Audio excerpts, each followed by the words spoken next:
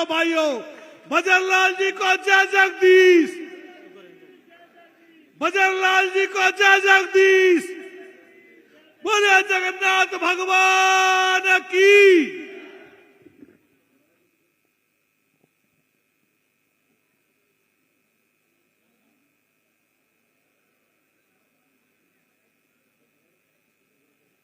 बोलिए जगदीश भगवान की।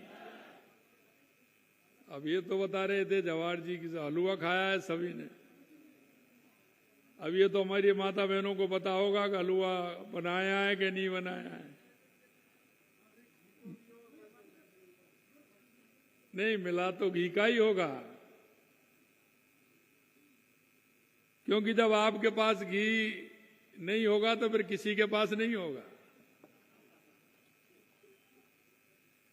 बोलिए जगदीश भगवान की, देवनारायण भगवान की, बोलिए गिरिराज महाराज की। आज के इस भगवान जगदीश जी के लक्खी मेले में, आज के इस कार्यक्रम में मंच पर विराजमान कैबिनेट में मेरे साथी, जिन्होंने अपनी मेहनत से, अपनी परिश्रम से, अपनी सेवा से राजस्थान के एक ऐसे नेता के रूप में पहचान बनाई है जो जमीन से जुड़कर चलने वाले। ऐसे मेरे साथी गृह राज्य मंत्री जवाहर सिंह जी बेड़म साहब, छबड़ा के विधायक भाई प्रताप सिंह जी सिंघवी साहब, करौली के विधायक भाई दर्शन सिंह जी गुर्जर साहब, सपोटरा के विधायक भाई हंसराम जी मीणा साहब, हमारे करौली के जिलाध्यक्ष भाई शिव कुमार सैनी जी, आपके अपने ही हमारी पार्टी के वरिष्ठ नेता पूर्व विधायक भाई मान सिंह जी गुर्जर साहब, हमारी हिंडौन की पूर्व विधायक राजकुमारी जी जाटव, हमारी प्रत्याशी सांसद इंदू देवी जी जाटव जी, भाजपा प्रत्याशी टोड़ा भीम रामनिवास जी मीना साहब, जगदीश मंदिर धाम के ट्रस्ट के महंत श्री मनोज कुमार जी, अध्यक्ष श्री घनश्याम खटाना जी, श्री बहादुर सिंह जी और 12 गांव की सरदारी पंच पटेल, मेरे सभी पूजा योग बुजुर्गों, नौजवान दोस्तों और इतनी बड़ी मेरी संख्या में आई मेरी माता बहनों, सबसे पहले तो मैं आप सभी का अभिनंदन करता हूं, वंदन करता हूं, आप सभी को नमन करता हूं। और मैं धन्यवाद देना चाहता हूं कमेटी को कि आज मैं सौभाग्यशाली हूं कि आज भगवान जगदीश जी के मंदिर में आकर के एक साथ आप सभी का दर्शन का लाभ मिला। इसके लिए भी मैं धन्यवाद देना चाहता हूं, क्योंकि आज बसंत पंचमी है और ये बसंत पंचमी आप सब जानते हैं कि ये किसान की खुशहाली का प्रतीक है। क्योंकि आप देखते हैं घर से बाहर निकलते हैं हरियाली, और जब सरसों के फूलों को देखते हैं तो मन प्रसन्न होता है, क्योंकि हम सभी किसान हैं और किसान को खेती की आस होती है। और इस समय हमारी खेती पूर्ण रूप से जब दिखती है तो निश्चित रूप से हमारी माता बहनें, हमारे सभी किसान भाइयों के मन में एक उत्साह और उमंग होता है। और इस मौसम में फूल भी खिलते हैं, इसलिए ये बहारों का मौसम भी है। और भगवान कृष्ण ने भी कहा है, जगन्नाथ जी ने कहा है कि ऋतुओं में मैं बसंत हूं, तो ये जगन्नाथ जी का बसंत भी है। ये भी बड़ी खुशहाली की बात है।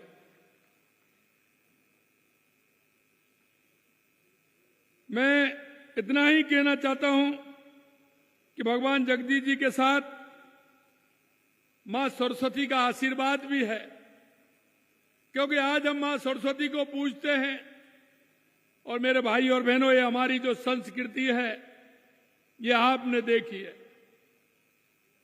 आपने उसका संचालन भी किया है। मैं धन्यवाद देना चाहता हूं इस समाज को कि इन्होंने हमारी संस्कृति में भगवान कृष्ण के जो पद चिन्ह थे उन पर चल करके देश और दुनिया में नाम किया है। आज मैं कह सकता हूं कि गौ, ब्राह्मण और संत की सेवा जिस तरह से आप करते हैं, आपके मन में जो उनके प्रति भाव और श्रद्धा है, क्योंकि भगवान जगदीश जी ने हमें यही सिखाया है कि हमें सभी के प्रति श्रद्धा भाव होना चाहिए। और एक सबसे बड़ी बात है, हमारे देश के यशस्वी प्रधानमंत्री नरेंद्र मोदी जी कहते हैं कि हमारा विकास भी हो और हमारी विरासत को भी संभालने का काम हो। आज आपने जिस तरह से भगवान जगन्नाथ जी की लगातार 346वां जो प्राकट्य दिवस आज मना रहे हैं, ये हमारी विरासत है, ये हमारी संस्कृति है। जिस तरह से हम उसका संचालन करते हुए आध्यात्मिक सांस्कृतिक हम मना रहे हैं, मैं आपसे यही कहना चाहता हूं, प्रधानमंत्री जी ने इस महान देश के गौरव को पुनः स्थापना करने का काम किया है। और आपने देखा होगा, अयोध्या में राम मंदिर के निर्माण के साथ काशी विश्वनाथ कॉरिडोर भी देखा है, महालोक काल का जो निर्माण हुआ है वो भी आपने देखा है। ऐसे कई अन्य कार्य भी हुए हैं। और आपने देखा होगा राजस्थान में हमने भी ये कार्य प्रारंभ किया है, क्योंकि हमने मंदिरों के लिए 100 करोड़ रुपए दिए हैं। आपने देखा होगा एक ही मंदिर के लिए अलग से हमने 100 करोड़ रुपए खाटू श्याम के लिए दिए हैं। और अभी आपने देखा होगा गिरिराज जी में भी 15 दिसंबर को मुहूर्त लगाया गया था कि पूछरी का लौटार गिरिराज जी भव्य और दिव्य बने। इसके लिए भी हमारी सरकार ने काम किया है। और हमने एक और घोषणा की है, क्योंकि भगवान कृष्ण जब शिक्षा के लिए जा रहे थे, तो शिक्षा के लिए जब मथुरा से निकले तो वो उज्जैन संदीपनी के आश्रम में पहुंचे थे। और हमने भी कहा कि भगवान जाओ करके गए, कृष्ण गमन पथ बनाएंगे और हमारे मंदिरों का निर्माण करते हुए इसको भव्य बना करके भगवान कृष्ण का गमन पथ हमारा ये होगा। और इसी से मैं कहना चाहता हूं, क्योंकि वो शिक्षा के लिए गए थे और हमारे जवाहर सिंह जी ने आज शिक्षा की ही बात कह दी। उन्होंने कहा कि भगवान जब शिक्षा के लिए संदीपन आश्रम में गए थे, ये तो मेरी बहनें हैं और बहनें भी वो हैं कि यहां का जो हमारा जिस तरह का जलवा रहा है, हमारे इस क्षेत्र के भाई सेना में बहुत बड़ी संख्या में हैं। वो मां भारती की रक्षा कर रहे हैं, हमेशा वो अपने दायित्व पर रहते हैं। इसलिए जो उन्होंने कहा है कि शिक्षा के लिए जहां आवासीय विद्यालय होना चाहिए, उसके लिए उनकी मांग जो है हम उसको भी पूरा करते हैं, जहां हमारी बहनों को पढ़ने के लिए। जब आपके यहां से भगवान कृष्ण संदीपन गुरु के आश्रम में शिक्षा के लिए जा सकते हैं, तो वो जगन्नाथ मंदिर भी उन्हीं के धाम में आता है। और ये कृष्ण गमन में जगन्नाथ मंदिर का भी उद्धार होगा, ये भी मैं आपसे कहना चाहता हूं। मित्रों, मेरी जाति है तो वो किसान है, क्योंकि देश के यशस्वी प्रधानमंत्री नरेंद्र मोदी जी कहते हैं कि इस देश में 4 जातियां हैं। और इसीलिए मैं कहना चाहता हूं, अगर वो 4 जातियां हैं, वो पहली किसान, मजदूर, मेरा युवा और मेरी बहनें महिला, ये 4 जातियां देश के अंदर हैं। अगर इन 4 जातियों का उत्थान होगा तो मेरे गांव का उत्थान होगा, मेरी तहसील का उत्थान होगा, मेरे जिले का उत्थान होगा, मेरे प्रदेश का उत्थान होगा और मेरे देश का उत्थान होगा। आपने जैसा कहा, मैं वही आपको बताना चाहता हूं मेरे भाई और बहनों, कि जब हम 1 साल पहले सरकार में आए थे, तो हमने देखा था कि हमारे राजस्थान का उत्थान कैसे हो सकता है। क्योंकि लोग आते थे, 70 साल से जिसका सबसे ज्यादा यहां राज था, मैं उनसे कहना चाहता हूं कि राजस्थान में सबसे पहले अगर कोई कमी थी तो मेरे किसान की वो धरती प्यासी थी, मेरे किसान की धरती को पानी पिलाना था। हमने सबसे पहले रोड मैप बनाया। हमने कहा कि पहले आवश्यकता राजस्थान की क्या है, तो हमको लगा कि सबसे पहले आवश्यकता राजस्थान को पीने के पानी और मेरे किसान के खेत के लिए पानी की आवश्यकता है, खेत के लिए पानी की आवश्यकता है। मैं एक बात तो नहीं कह सकता कि आलू से सोना बना दें, वो तो मैं नहीं बना सकता, लेकिन मैं एक बात जरूर कह सकता हूं, अगर मेरे इस किसान की जमीन को पानी मिलेगा तो मेरी ये जमीन जरूर सोना उगलेगी, ये जरूर हो सकता है। इसलिए राजस्थान के हर क्षेत्र को देखते हुए पूर्वी राजस्थान की जो मांग थी, ईआरसीपी योजना, जिसका नाम हमने राम जल सेतु किया है, उस राम जल सेतु के माध्यम से आपके करौली, सवाई माधोपुर, धौलपुर, भरतपुर, अलवर, जयपुर, टोंक, हमारे इन 17 जिलों को पानी पीने के लिए भी मिलेगा और 4 लाख हेक्टेयर भूमि को सिंचाई के लिए पानी भी मिलेगा। ये बात हमने करके दिखाई है। यही नहीं, हमने कहा पूरे राजस्थान का विकास हो। हमने हमारा शेखावाटी, सीकर, चूरू, झुंझुनू के लिए यमुना जल का समझौता किया है। उसके लिए हमारी डीपीआर प्रारंभ हो गई है। इसका तो काम डीपीआर का प्रारंभ हुआ है। हमारा हनुमानगढ़, गंगानगर से लेकर के बीकानेर, नागौर, जैसलमेर, बाड़मेर, फलौदी के लिए पानी की आवश्यकता है, तो उसमें इंदिरा गांधी नहर को पक्का करने का, और वहां हमारा पानी जो कम आता था उस काम पानी को भी हमने, हमारा पानी पूरा मिले, इसके लिए भी काम किया है। हमने उदयपुर के अंदर हमारी देवास स्कीम को प्रारंभ किया है कि जो आधा पानी हमारा अरब सागर में जाता था, आधा हिंद महासागर में आता था, हमने कहा वो पानी हमारा काम नहीं आता है, वहां भी टनल बना करके और टनल के माध्यम से एनीकट बना करके उस पानी को भी हमने इधर लिया है। हमने माही डैम को भी आगे बढ़ाने का काम किया है, जिससे कि हमारा डूंगरपुर, बांसवाड़ा, पाली, जालौर, सिरोही को भी पानी मिले। मैं आपसे इतना ही कहना चाहता हूं, हमने वायदा किया है और हमने उसका शिलान्यास भी 17 दिसंबर को, आपने देखा होगा, देश के यशस्वी प्रधानमंत्री नरेंद्र मोदी जी ने किया है, और आपको हम विश्वास दिलाते हैं आने वाले समय में उसका उद्घाटन भी हम ही करने वाले हैं। ये भी हम आपको विश्वास दिलाते हैं। दूसरी बात हमारी थी कि हमें दूसरी और क्या आवश्यकता है। हमने देखा दूसरा, हमारा बिजली के क्षेत्र में हमारा किसान परेशान रहता है। वो रात को जाता है, ठंड में रात में किसान की स्थिति कैसी होती है, मैं आपको बताना चाहता हूं। सबसे पहले पूरे राजस्थान के किसानों के लिए हमने कहा कि हम 2027 तक हमारे किसान को दिन में बिजली देंगे, और हमारा किसान दिन में 8 बजे जाएगा और शाम को 5 बजे 6 बजे बंद करके आराम से घर आएगा, बीवी बच्चों के साथ समाचार भी सुनेगा, नाटक भी देखेगा, फिल्म भी देखेगा, आराम से खाना खाएगा। ये हमने कहा है और हम आपको विश्वास दिलाते हैं पूरे राजस्थान के अंदर 2027 तक हम दिन में बिजली देने का काम करेंगे। हमारे उपभोक्ता को पूरी बिजली मिलेगी, हमारे उद्योग वाले को पूरी बिजली मिलेगी। मैं आपसे इतना कहना चाहता हूं कि आपको जो हमने वायदे किए हैं, हम एक एक वायदे को पूरा करेंगे।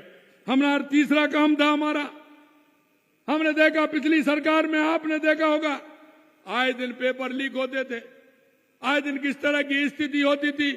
हमारा जो किसान है, वो किसान अपने बच्चे को किस तरह से पढ़ाता है, उसकी जब फीस बढ़ती है तो वो किस तरह से जाता है। अरे मेरे भाइयों, मैं जानता हूं वो गरीबी बहुत बुरी होती है। जब मेरे किसान की, मजदूर की गरीबी होती है वो बहुत बुरी होती है। मेरा किसान जब किसी से पैसा लेने के लिए जाता है, वो रात के अंधेरे में जाता है, पड़ोसी को भी पता नहीं चले, इसलिए लेकर के आता है और अपने बच्चे से कहता है कि जाइए आप मेहनत करिए। बच्चा भी विश्वास दिलाता है कि पिताजी मैं नंबर लाके बताऊंगा और आपका सहारा बनूंगा, मेरी नौकरी लगेगी। लेकिन देखा होगा पूरे 5 साल लगातार पेपर लीक होते रहे। उधर पिताजी की दिक्कत ये होती कि मेरा बेटे को मैंने पैसा दिया है, ये मेरा बेटा नंबर लाए। बेटा भी विश्वास दिलाता है पिताजी लेकर के आऊंगा। जब पेपर लीक हो जाता है तो घर के कोने में पिताजी भी रोते हैं और उसका बेटा भी रोता है कि मेरा सपना पूरा नहीं हो सका। मित्रों, मैं इतना ही कहना चाहता हूं, आपने देखा होगा 1 साल हो गए, एक भी पेपर लीक नहीं हुआ और हमने युवाओं से वायदा किया था और जुलाई के अंदर वायदा किया था, जब हमारा बजट आया था, कि हम 1 लाख युवाओं को नौकरी देंगे। और आपने लगातार देखा होगा हमने 60,000 को नियुक्ति पत्र दे दिए। अगले महीने 15,000 युवाओं को नियुक्ति पत्र देने जा रहे हैं। जब तक जुलाई आएगी हम 1 लाख युवाओं को नौकरी देने का काम करेंगे। 5 साल में हमने कहा हम 4 लाख नौकरी देंगे। हमने कोई ऐसे ही नहीं कहा, हम 5 साल के अंदर 4 लाख नौकरी देंगे। हमारे युवा, हमारी बहनें, हमारी मेहनत करती हैं, उनको नौकरी मिलनी चाहिए। हमने ये काम किया है और हमारा काम प्रारंभ हो गया है। शायद 70 साल के इतिहास में पहली बार आपने देखा होगा कि 2025 का कैलेंडर हमने जनवरी के महीने में निकाल दिया कि ये भर्तियां होंगी। 81,000 वैकेंसी निकालने का काम हमारी सरकार ने किया है। आराम से पढ़िए, हमने ये भी डेट दिया है कि आपका पेपर उस दिन होगा, रिजल्ट उस दिन आएगा और नियुक्ति पत्र उस दिन दे देंगे, जिससे कि वो कहीं से कोई बात करे तो उसको ये आस रहे कि मैं फलानी तारीख को मेरा पेपर है, इस तारीख को रिजल्ट आएगा और इस तारीख को नौकरी मिलेगी, नियुक्ति पत्र मिलेगा। यहां तक हमने किया है। मेरे भाई और बहनों, मैं आपसे यही कहना चाहता हूं कि हमने हमारे युवाओं को, हमारे किसान के पुत्र, अभी अभी आपने देखा चतुर्श्रेणी कर्मचारी की हमने लगभग 60,000 जगह निकाली है, हमने वैकेंसी निकाली है, ड्राइवर और वो मिला करके। लेकिन आपने देखा होगा ये 60,000 जगह क्या 5 साल की है, क्या 2 साल की है? मैंने 1 साल में हो गई है वैकेंसी। अरे मैं उनसे कहना चाहता हूं जो नुमाइंदे बैठे थे, क्या उस किसान के बच्चे को क्यों दूर रखा? 60,000 नौकरियों से आपने क्यों नहीं निकाली समय पर आपने उनके लिए नौकरियां, जिससे कि मेरे किसान का सहारा लगता। मुझे पता है, मैं अच्छी तरह से जानता हूं, किसान के पास अगर अकेली खेती है तो उस किसान का घर ठीक प्रकार से नहीं चलेगा जब तक दूसरा काम उसका कोई नहीं होगा। हमारा युवा पिता का सहारा बनना चाहता है, किसान का सहारा बनना चाहता है, लेकिन किसी ने ध्यान नहीं दिया। मैं आपको कहना चाहता हूं, आपको लगेगा कि किस तरह से इन लोगों ने किसान के उन बेटों के साथ धोखा दिया है। हमने 60,000 जगह निकाल करके और हमने कहा कि इसका नियम भी बनाया और हमने कहा इसको पेपर लीजिए और इस किसान के बच्चे को 60,000 नौकरी दीजिए। वो भी हम देने वाले हैं, ये भी हम बताना चाहते हैं। चौथा हमारा काम था कि हमारे किसान को रोजगार, बेटों को रोजगार कैसे मिले, हमारा उद्योग कैसे चले। हमारा प्राइवेट में हमने 6 लाख नौकरियां देने का वायदा किया, उन नौकरियों की हम कैसे दें? आपने देखा होगा हमने राइजिंग राजस्थान किया है।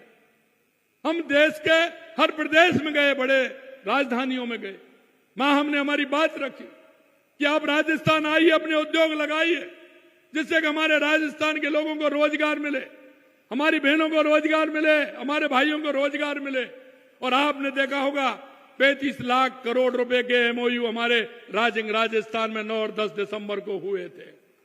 हमारे उद्योग धंधे आएंगे, हमारे लोगों को रोजगार मिलेगा, हमारी बहनें पढ़ी लिखी हैं, उनको रोजगार मिलेगा। हमने राइजिंग राजस्थान के माध्यम से, और हमने एक काम और किया था, हर डिस्ट्रिक्ट में हमने ये कहा यहां क्या रोजगार लगता है, क्या यहां हो सकता है, उसकी हमने फैसिलिटी देख करके उस काम को भी करने का किया है। इसलिए मैं भाई और कहना चाहता हूं, जो हमने आपसे एक एक वायदा किया है, उस वायदे को निश्चित रूप से हमारी सरकार पूरा करेगी। हमें पता है, हमें देखते हैं, हम आंगनबाड़ी के हमारे केंद्र थे, उनको भी हमने बढ़ाया। लेकिन मैं आपसे कहना चाहता हूं, और वो मैं इसलिए कह रहा हूं कि मैं गांव की स्थिति जानता हूं, उस किसान की जानता हूं।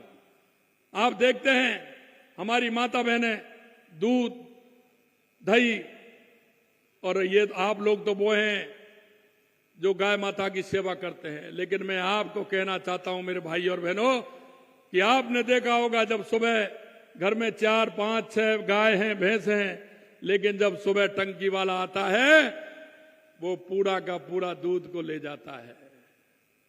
वो आर्थिक तंगी इस तरह की होती है कि मां अपने बेटे को दूध पिलाना चाहती है, लेकिन असहाय हो जाती है जब आर्थिक तंगी से जूझती है। वो उस पूरे के पूरे दूध को उसको नाप देती है। मेरे जो नौनिहाल हैं, 3 साल से लेकर के 9 साल तक के जो बच्चे हैं, 4 साल से जो आंगनवाड़ी केंद्रों में जाते हैं, उनको दूध नहीं मिलता है। अगर मेरी पीढ़ी वो कमजोर हो जाएगी तो क्या मेरा देश कमजोर नहीं होगा, प्रदेश कमजोर नहीं होगा, या वो पीढ़ी कमजोर नहीं होगी? हमने कहा कि नहीं, उनको दूध पिलाने का काम हमारी सरकार करेगी, और हमने आंगनवाड़ी केंद्र में 3 दिन उनको नौनिहालों को दूध, गर्म दूध पिलाने का काम हमने किया है। मित्रों, मैं इतना कहना चाहता हूं, आपकी हर समस्या को जानता हूं, और यहां पूर्वी राजस्थान की अगर बात करूं तो मैं आपका एक एक चीज मुझे पता है कि हमारा किसान किस तरह से मेहनत करके अपने घर को चलाता है, किस तरह से वो मेहनत करता है। मैं आपसे इतना निवेदन करना चाहता हूं कि हमने जिस तरह से किसान कल्याण के लिए हमारी सरकार ने काम किया है, आपने देखा होगा पिछली बार इन्हीं दिनों में हमारी दिसंबर में सरकार बनी थी। हमारा बजट जुलाई में आ रहा था, लेकिन उससे पहले जो हमारी पहली जो हमारी विधानसभा थी उसमें ही हमने कहा कि हमारे किसान की खेती आने वाली है, क्योंकि मार्च में आने वाली है। दूसरा तो ये बढ़ा देंगे, अगले में बढ़ा देंगे। अरे भाई, मेरे किसान को फायदा कैसे मिलेगा? अगर मार्च निकल जाएगी तो किसान की फसल तो मार्च, अप्रैल और मई तक किसान तो फ्री हो जाता है गेहूं से, और उसको आवश्यकता होती है। कई लोग कहते हैं किसान गेहूं को रोक ले, सरसों को कैसे रोक लेगा? उसको आवश्यकता होती है। किसान हमारा पूरे साल भर का एस्टीमेट बनाता है कि उसे बेटी की शादी करनी है, किसी को भात देना है, किसी को उपज देना है, किसी को दुकान बनानी है, किसी को ट्रैक्टर लेना है, किसी को ट्यूबवेल लगाना है, तो उसकी आवश्यकता होती है। हमने कहा किसान क्रेडिट कार्ड भी बढ़वाया। हमने ये कहा कि उनसे कि हमारा किसान का गेहूं का समर्थन मूल्य वो भी हमने बढ़ाया। और आज मैं कह सकता हूं पूरे देश के अंदर अगर गेहूं का सबसे ज्यादा समर्थन मूल्य है तो वो राजस्थान के किसान को मिल रहा है, राजस्थान के किसान को मिल रहा है। मैं ये भी जानता हूं कि किसान किस तरह से चलता है, और अभी मैं और लेने वाला हूं कि किसान हमारी किन किन परेशानियों से परेशान रहता है। हमने किसान के लिए जिस तरह से काम किया है, हमारे देश के यशस्वी प्रधानमंत्री नरेंद्र मोदी जी किसान सम्मान निधि देते थे। हमारी राजस्थान सरकार ने कहा था कि हम भी आपको किसान सम्मान निधि देंगे। आपके खाते में आ रही है कि नहीं आ रही है? आपके खाते में किसान सम्मान निधि आ रही है कि नहीं आ रही है? आपने 2 किस्त लगातार देखी होंगी, 1000 रुपए की एक किस्त, 1000 रुपए की किस्त हमने देने का काम किया है। हमने जो किसान से वायदा किया है, हर वायदे को हमारी सरकार पूरा करेगी। और अभी अभी आपने देखा होगा कल का जो बजट आया था, उसमें आपने देखा होगा प्रधानमंत्री जी ने कृषि बजट में बढ़ोतरी की।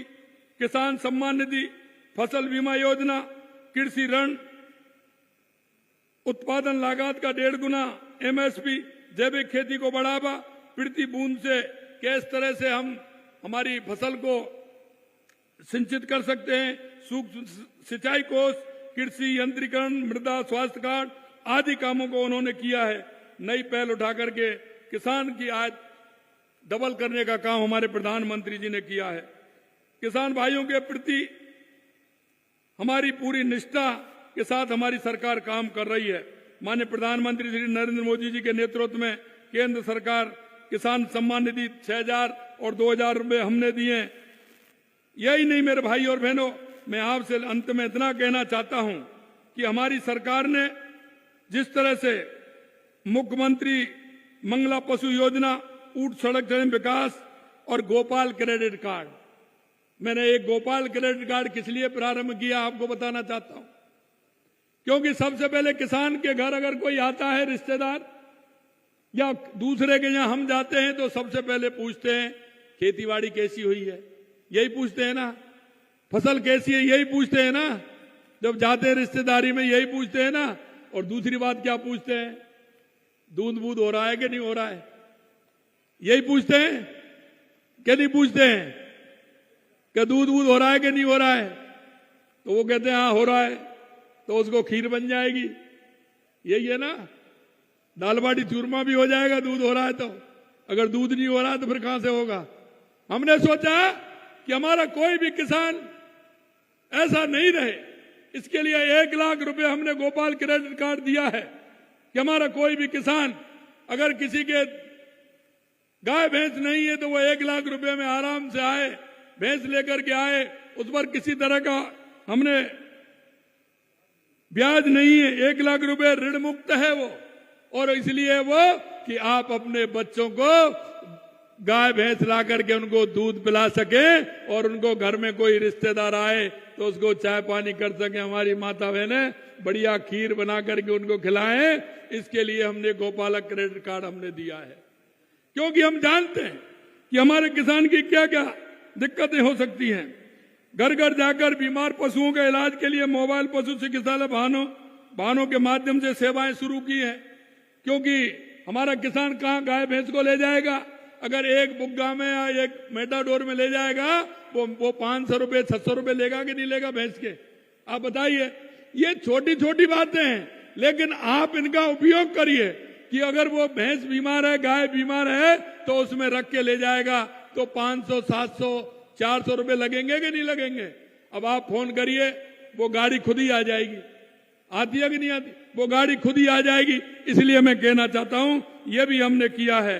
और मैं जानता हूं आप डेयरी पे दूध देने जाते हैं तो उसके लिए भी बिक्री कर 5 रुपए प्रति लीटर हमारी सरकार अनुदान देती है, 5 रुपए प्रति लीटर, क्योंकि हमें पता है किसान का सहारा पशुपालन है। अगर किसान खेती करता है और पशुपालन करता है तो उसके घर की कार्रवाई हो जाएगी, उसका घर चल जाएगा। हमने इसलिए 5 रुपए प्रति लीटर अनुदान दिया है। 39 फूड पार्क स्थापित किए जा रहे हैं जो कृषि के क्षेत्र में नए अवसर पैदा करेंगे। 33 फूड पार्क हेतु भूमि आवंटित की गई है। किसानों को उनकी फसलों का उचित मूल्य दिलवाने के लिए राज्य में गेहूं, मूंग, मूंगफली, सरसों समर्थन मूल्य से खरीदारी भी हम कर रहे हैं। हमारी सरकार की सोच है कि हमारा किसान मजबूत हो, किसान का बेटा और बेटी हमारी सरकारी नौकरियों में आए, या वो नौकरी देने वाला बने, या तो नौकरी लेकर के वो अपना काम करे, नहीं तो नौकरी देने वाला हमारा किसान का बेटा बने। मैं आपसे यही कहना चाहता हूं। आखिर में एक बार फिर आपको इस अवसर पर बधाई देता हूं कि आप सभी यहां मुझे इतनी बड़ी संख्या में दर्शन का लाभ मिला।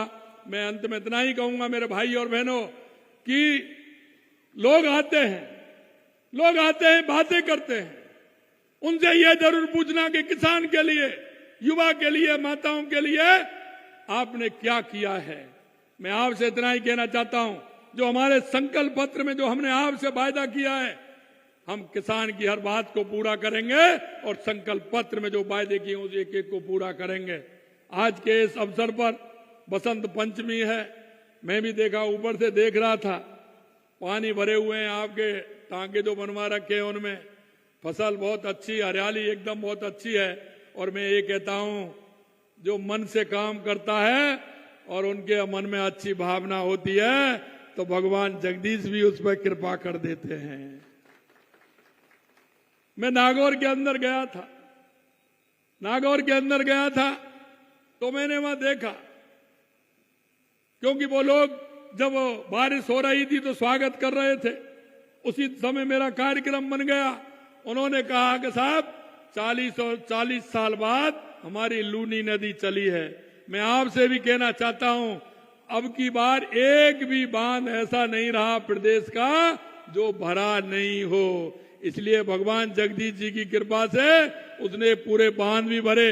और मैं जिधर पूछता हूं, मेरे भाई और बहनों, किसानों की खुशहाली है, अच्छी फसल है, और अच्छी फसल होती है तो हमारे किसान की उम्मीद भी बनती है और हमारा किसान दुगनी ताकत से काम करता है।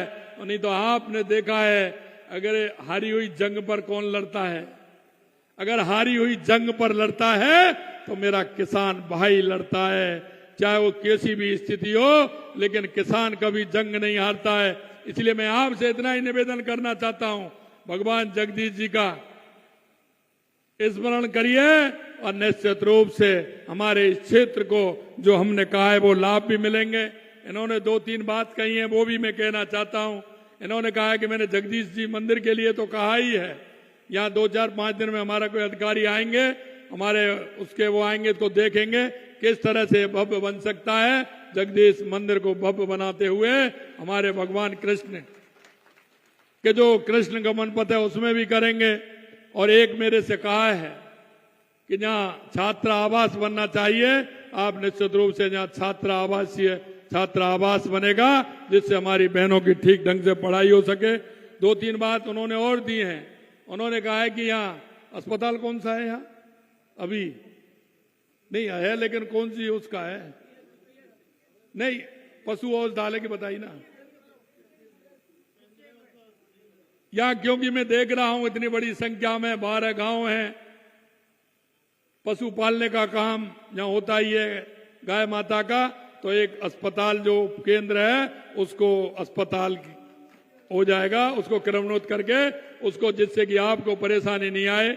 आप सभी ने बुलाया, मैं मंदिर कमेटी को धन्यवाद देता हूं, आप मंच पर विराजमान सभी को धन्यवाद देता हूं और आप सभी को भी प्रणाम करता हूं, नमन करता हूं कि इतनी बड़ी संख्या में आप सभी के दर्शन का लाभ मुझे मिला। बहुत बहुत धन्यवाद। बसंत पंचमी की बहुत बहुत शुभकामनाएं, बहुत बहुत शुभकामनाएं। जय हिंद, जय भारत, जय राजस्थान।